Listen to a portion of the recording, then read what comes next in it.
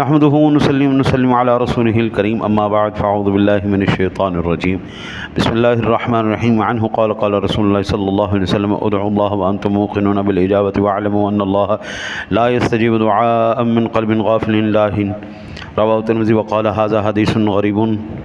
حضرت ابو ہریرہ رضی اللہ تعالیٰ عنہ سے روایت ہے، وہ فرماتے ہیں کہ رسول اللہ صلی اللہ علیہ وسلم نے ارشاد فرمایا، اللہ سے دعا کرو قبولیت کا یقین رکھتے ہوئے، اللہ سے دعا کرو قبولیت کا یقین رکھتے ہوئے، اور جان رکھو اللہ غافل اور لاپرواہ کی دعا قبول نہیں فرماتا۔ غافل اور لاپرواہ کی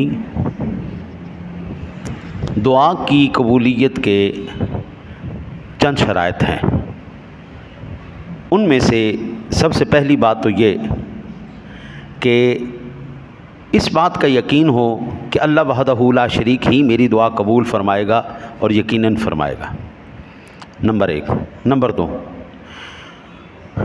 نبی اکرم صلی اللہ علیہ وسلم کا وسیلہ دے کر کے، یہ جائز وسیلوں میں سے ہے، آقا جی کا وسیلہ دے کر اللہ سے دعا کی جائے اور یقین کامل کی سے دعا کی جائے۔ یہ نہ ہو کہ پاک پروردگار یا اللہ دے دے، یا اللہ دے دے، اللہ سونے ہوں دے بھی دے، ہوں سونے تیرا دل کرے تے دے دے، نہ تیرے، یہ بات نہیں۔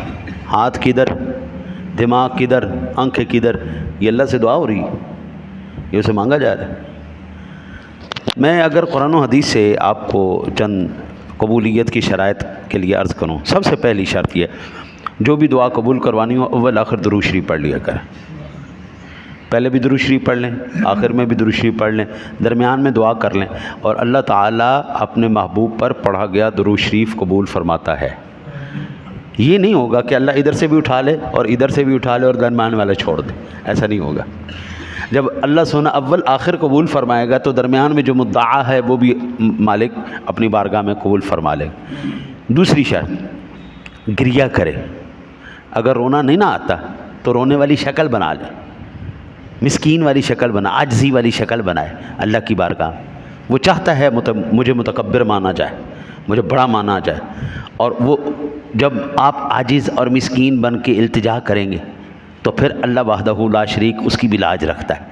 قبولیت کی دعاؤں میں یہ بھی ہے، یقین کامل رکھے۔ اللہ وحدہ لا شریک اپنے پاک کلام کی سورہ بقرہ کی 186 نمبر آیہ مبارکہ میں ارشاد فرماتا ہے، وَإِذَا سَأَلَكَ عِبَادِي عَنِّي فَإِنِّي قَرِيبٌ، جب میرا بندہ مجھے پکارتا ہے میں اس کے قریب ہوں، اس کی دعا کو قبول فرماتا ہے، سورہ بقرہ کی۔ اب یہ شرائط میں کہاں سے عرض کر رہا ہوں؟ قرآن سے اور حدیث پاک سے۔ جائز وسیلوں میں سے کوئی وسیلہ تلاش کیا جائے، قرآن پاک کے اندر ہمیں ایک ملتا ہے ثبوت، یا ایھا الذین آمنوا استعینوا بالصبر والصلاۃ، استعینوا بالصبر والصلاۃ، ٹھیک ہے نا جی؟ یہ جائز وسیلے جتنے بھی ہیں، آمنوا اتقوا اللہ وابتغوا الیہ الوسیلہ، ہاں جی، یہ قرآن پاک کے اندر ہمیں جائز وسیلوں کا ذکر ملتا ہے۔ اچھا جی، پھر جب دعا کی جائے تو اس میں جلد بازی نہ کی جائے۔ بخاری شریف کی حدیث نمبر ہے 6340 نمبر حدیث پاک میں، اگر آپ نے یہ پوری حدیثیں پڑھنی ہو تو میں نے صرف حدیث میں سے تلخیص اٹھائی ہے کہ حدیث مبارکہ میں جو عرض کیا گیا، ارشاد فرمایا گیا ہے کہ یہ قبولیت کی نشانی ہے، جلد بازی نہ کی جائے، جلد بازی سے پرہیز گیا، اطمینان سے دعا مسلسل کیے جائے۔ دوسری بات، مسلم شریف کی 2736 نمبر حدیث ہمیں یہ بتاتی ہے کہ گناہ کی گئی دعا اللہ قبول نہیں کرتا، قطع رحمی کی گئی دعا اللہ قبول نہیں فرماتا، نہ قطع رحمی کی قبول ہوگی نہ گناہ کی قبول ہوگی۔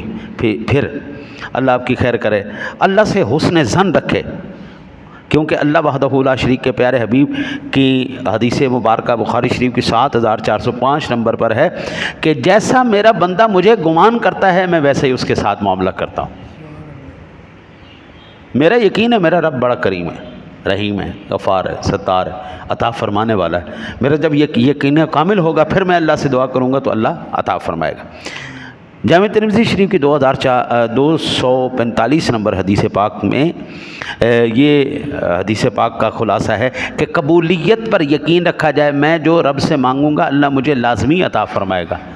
اضطراری کیفیت نہ رہو، پتہ نہیں دے گا یا نہیں دے گا، ملے گا یا نہیں ملے گا، یہ نہ ہو۔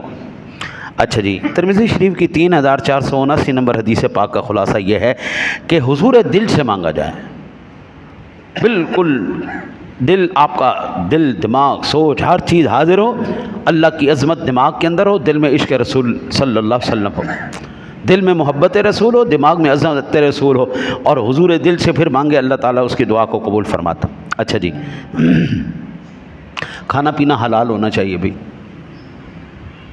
حرام، اللہ تعالیٰ ارشاد فرماتا انما یتقبل اللہ من المتقین، سورہ مائدہ کی یہ 27 نمبر آیہ مبارکہ ہے۔ اللہ صرف پاک اور حلال کو قبول فرماتا ہے، حرام کو اللہ قبول نہیں فرماتا، نہ حرام کی دعا کو قبول کرتا ہے، نہ حرام کی چیزوں کو قبول۔ پھر جو بخاری شریف کی، مسلم شریف کی 1015 نمبر حدیث پاک سے ہمیں یہ خلاصہ ملتا ہے کہ اللہ تعالیٰ کے پیارے حبیب ارشاد فرماتے ہیں کہ جس بندے کا کھانا حرام ہو، پہننا حرام ہو، جس کا اوڑھنا حرام ہو، جس کا بچھونا حرام ہو، وہ چاہے جتنی مرضی گڑ گڑا کر اللہ سے دعائیں کرتا رہے، اللہ قبول نہیں فرمانے والا۔ پیٹ میں بھی حرام، تن پہ بھی حرام حضرت، تو پھر اللہ کیسے قبول فرمائے؟ چاہے اس کے بال بکھرے ہوئے ہوں، چاہے غبار آلود ہوں، چاہے وہ جتنا مرضی گڑ گڑا کے دیواروں میں ٹکرے مار کے اللہ سے مانگے، اس کی دعا قبول نہیں کی جائے گی۔